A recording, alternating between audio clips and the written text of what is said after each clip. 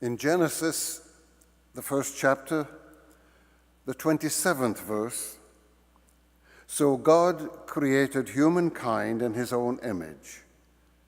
In the image of God did he create them. Imagine that.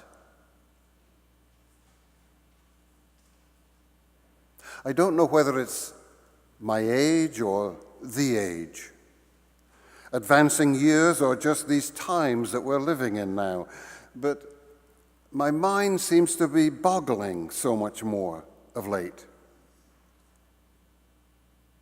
Over the years, I've tried to make a habit of reading at least a few things, the occasional news piece or magazine article, that I don't immediately or readily understand. I do this not just for the mental gymnastics involved, but to keep myself reasonably humble. But it's all of it now become so mind-boggling. This business about genes and DNA, for example, it seems as if there's something new being reported every day, manipulating the genome for this or that, altering, we trust improving our genetic makeup by way of something they call CRISPR, of all names. And it all seems quite fascinating, filled with promise and portent, yet just a bit incomprehensible, doesn't it? A bit mind-boggling. Fools and bairns is the way an old Scotch lady used to put it.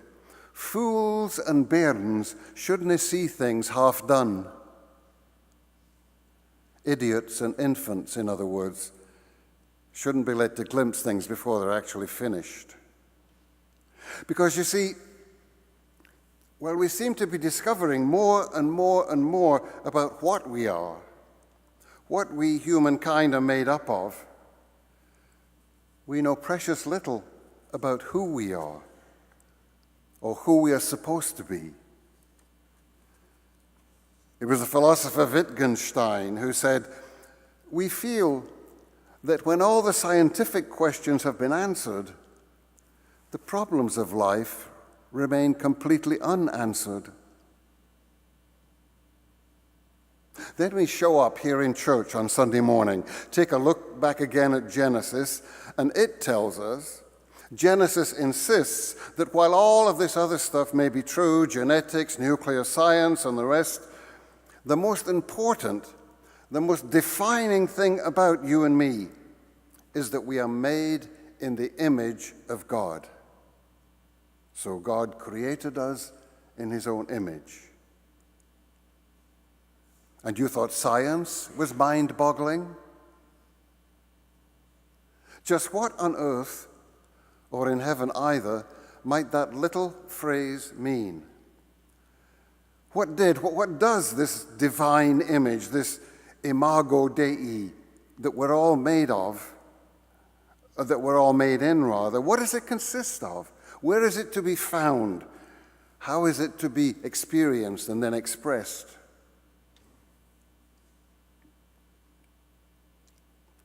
Among all the many theories advanced over centuries of theological pondering, let me this morning propose that this image of God is to be found in us in the faculty of the imagination.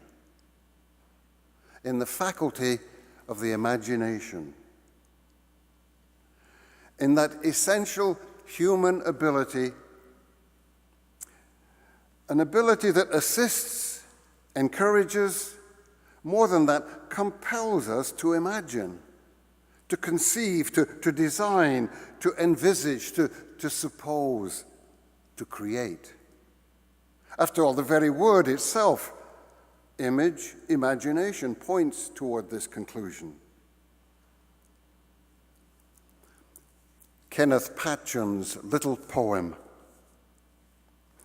Elephants and Eskimos, are the sort of inventions makes me sure God has a couple, 3, 4 kids of his own. This tiny piece of theological whimsy captures at least something of the sheer exuberance. Yes, the fun, the imaginative freedom that must have been involved. After all, it's not every day that one comes up with an entire universe. Imagine that. So when this creating, conceiving, this imagining God of Genesis gets down to the actual business of making you and me, what happens? If we're to be somehow related to, somehow like this God, to bear and wear this God's image, if we're to participate in the very essence of the divine, then we too surely must be involved in creation. That's what the deity is all about at this point. That's what God is up to. Letting be, pouring forth, spreading abroad across the vacancy of the great void, the myriad marvels of divine design, from the stately gavotte of the galaxies to the delicate minuet of each and every molecule. It follows then, doesn't it, that when we are devising wonder, when our imaginations move us towards new beauty, new insight, new truth, we are in fact exercising, participating in, being taken over by, however you want to put it, that very same image, the imago Dei, that God rooted into our very being at the outset. Creativity. Look at it all around you. Human imagination is, I'm convinced, the action of God's free, creative spirit moving in and through each one of us to shape new ideas, new concepts, new relationships, new communities, new worlds, even a new humanity. Imagine that. Why is it then, you might ask, why is it that the imagination has been given such a bad rap over the centuries by the church? The prayer book, after all, the Book of Common Prayer, teaches Christians to pray for deliverance from, quote, the evil imaginations of our hearts. Even in these scriptures here, it's a challenge to find anything in any way positive. Further on in Genesis, for example, in the lead-in to the flood, we read, "The Lord saw that the wickedness of man was great in the earth, and that every imagination of the thoughts of his heart was only evil continually." Hold it. It's pretty hard to get more definite, more categorical than that, isn't it? That every imagination was only evil continually. Indeed, much of the ongoing suspicion and mistrust between the ecclesiastical and the artistic communities, and you can imagine I used to run up against this all the time in my former church in Greenwich Village in New York. Much of that mutual suspicion is rooted in this biblical ambivalence concerning the imagination, seeing it not so much as a gift as a curse. The fact of the matter, of course, is that like all of God's gifts, this power to imagine and create is subject to our free human choice for evil or for good. The same imagination that painted the Last Supper, that penned all the magnificence of Shakespeare, Goethe, Tolstoy, has also produced images of pornography, prejudice, and hate that debase everything that we call human. Several summers ago now, Barrie, my wife, and I traveled in Italy with old friends, Jean and Guy, old friends from Edinburgh University, now French citizens. We were walking the narrow streets of Lucca, one of those typically splendid, walled Tuscan towns with its exquisite cathedral, its palazzos, statues, paintings, its innumerable artifacts, in other words, to express the outpoured imagination of centuries of its citizens. Guy, a former paratrooper in the French army, turned to me, who had served my time in the Royal Air Force, and Guy said, "Barrie, old friend, all this magnificence, the culture, the art, and that of France, Germany, your own Great Britain too, what if we'd put it all together instead of blowing each other apart? Imagine what could have been achieved if only we Europeans had sought to cooperate rather than to conquer. Imagine that." There's an old Kurdish warrior chant that haunts both our history and any hope that we might cherish for the future.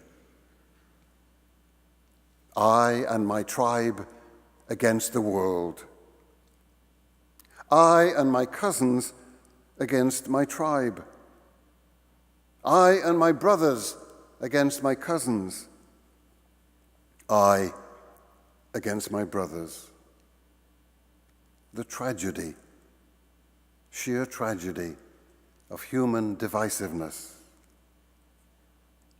Is it perhaps because we've survived 70 years and more now without another world war that blind nationalism, mistrust, fear, and hatred between nations, races, cultures, and religions, even the dark shadows of fascism, not to mention international terrorism, are on the rise everywhere around us? And cooperation, foreign aid, the United Nations, and other efforts at world community are at such a low ebb. I'm reminded of the nursing home resident whose baseball cap read bold across the brim, "We are all in this alone." So God created us in God's own image, with an imagination that can create sheer glory, but which can also devise sheer hell. Imagine that.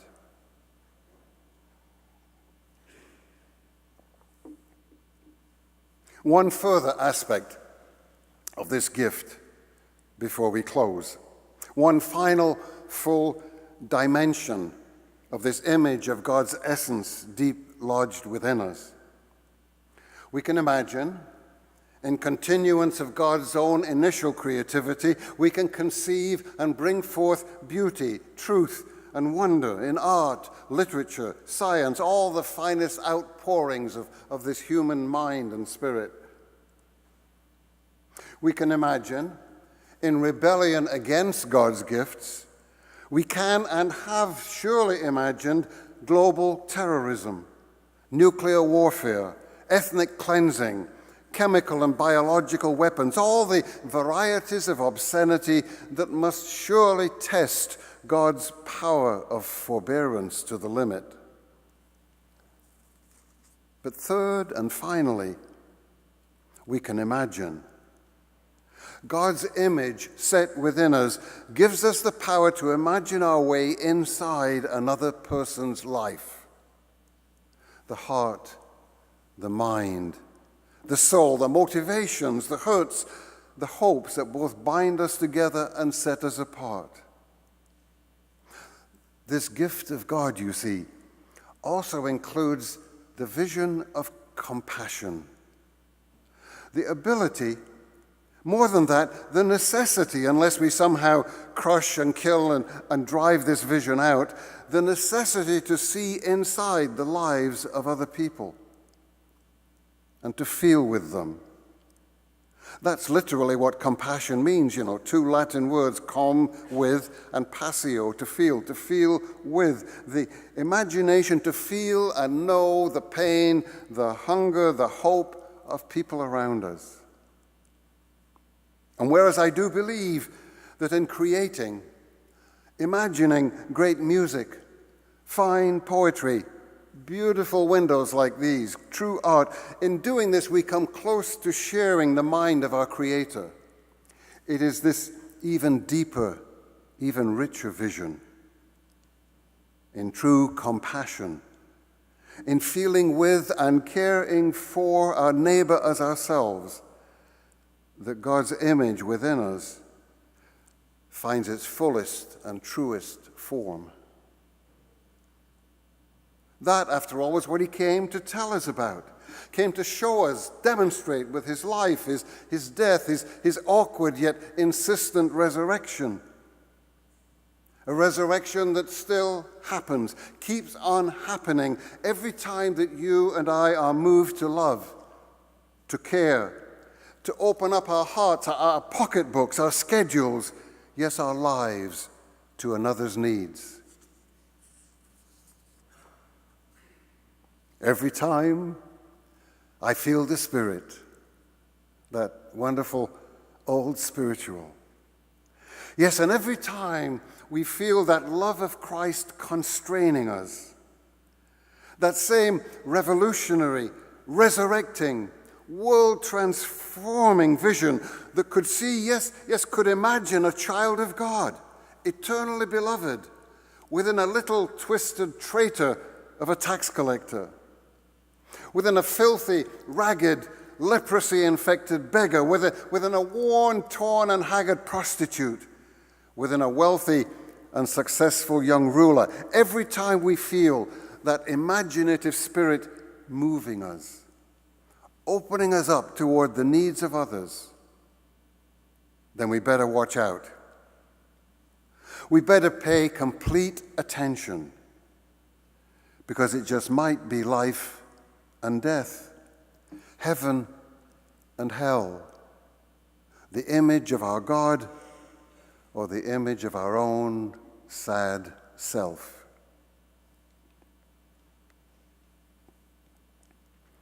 What will it profit you? Jesus asks. In this age of triumphant profit and loss, when the bottom line is the only line, just what will it profit you? What will be your bottom line if you gain the whole world and lose your own soul? What will it profit you if you imagine, yes, and create too, great wealth at the expense of others, great power over the broken lives of others, or even great beauty, great insight and great truth, but in doing so, set aside, forfeit, permit to atrophy through neglect this truest and most fundamental aspect of the divine gift, God's power of compassion lodged right there within you? What will it profit?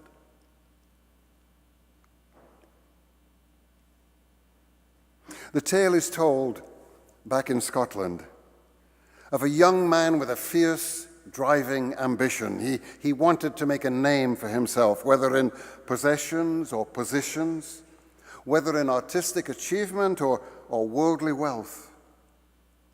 Anyway, as was common in such tales, he happened to run into the devil.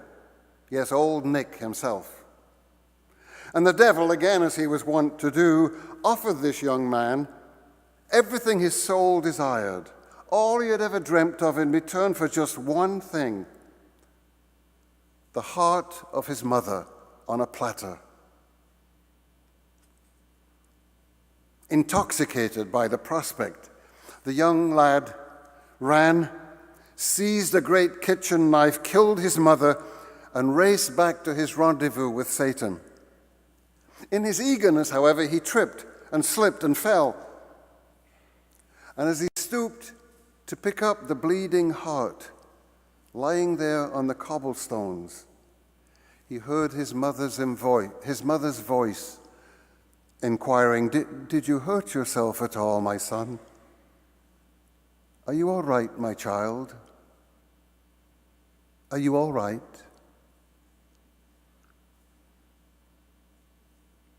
That's what I mean by compassion. And that is the compassion that we face here in this place today. The compassion that not only was born in a manger at Bethlehem, but walked those weary, teaching, healing roads of Galilee, contended for us in the streets and the byways of Jerusalem, and at the end, or almost the end, hung on a cross at Golgotha and bled for us and wept for us, and won for us a victory that is eternal if we will only claim it, if we will only live it, if we'll only trace Christ's life with each and every step of our own. What will it profit to gain the whole world and lose your own soul? So God created us in his own image. Imagine that.